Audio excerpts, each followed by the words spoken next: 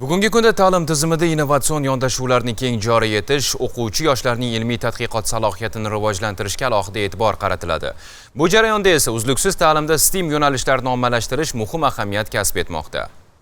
Shu maqsadda kuni kecha Toshkent shahrida Ta'limni rivojlantirish Respublika ilmiy metodik markazi tomonidan festival tashkil etildi. Uzluksiz ta'lim tizimida STEM g'oyalar mavzusiga bag'ishlangan tadbirdan muxbirimiz xabar qiladi. Festivalning asosiy maqsadi uzluksiz ta'lim tizimida yaratilayotgan innovatsion kreativ ta'limni rivojlantirish, STEM yo'nalishlarini samarali joriy etishdan iboratdir. Ushbu festival davomida biz yana bir bor yoshlarimiz ijodkor, aqlli, izlanuvchan va yangi g'oyalar yaratishga qodir ekanini ko'rdik.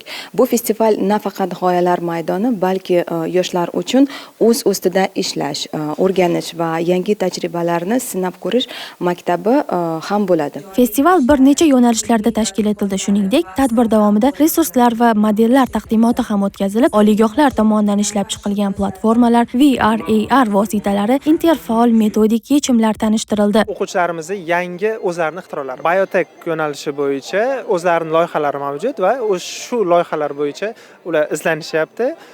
Aytib o'tishim kerak, bunaqa tizim hozircha yo'q. O'zlari qiziqishi, noldan harakat qilib, yangicha yondashuv bilan harakat qilishyapti. Bizlarning ko'p loyihalarimiz Sumo robot bo'lgan. Bu robotlarning jangi haqiqiyga o'xshaydi, lekin bunda mashinalar bo'ladi. Ta'kidlash joizki, Ta'limni rivojlantirish Respublika ilmiy metodik markazi tomonidan ishlab chiqilgan raqamli ta'lim resurslari va xizmatlari portali bugungi kunda STEM ta'limini qo'llab-quvvatlashning muhim platformasiga aylanib bormoqda. Ushbu portalda STEM mashg'ulotlarining raqamli resurslari, maktabgacha ta'limda STEM ko'nikmalari hamda multimedia darslar muntazam joylab borilmoqda.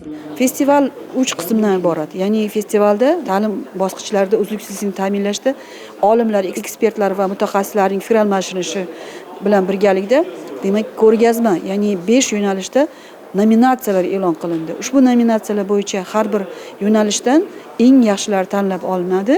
Keyingi bosqichda bu demak treklar, ya'ni 5 ta yo'nalish bo'yicha mahorat darslari beriladi. Tadbir yakunida nominatsiyalar bo'yicha eng ilg'or g'oya mualliflariga diplom va esdalik sovg'alari topshirildi. Mazkur festival nafaqat ilmiy ijodiy g'oyalar almashinuvi, balki ta'limda uzluksizlik, hamkorlik va innovatsion fikrlash madaniyatini shakllantirishga ham xizmat qiladi. Bu kun Ruxshona Habibullayeva, Shahzod Abdullayev, Sardor Yo'ldoshev, Toshkent.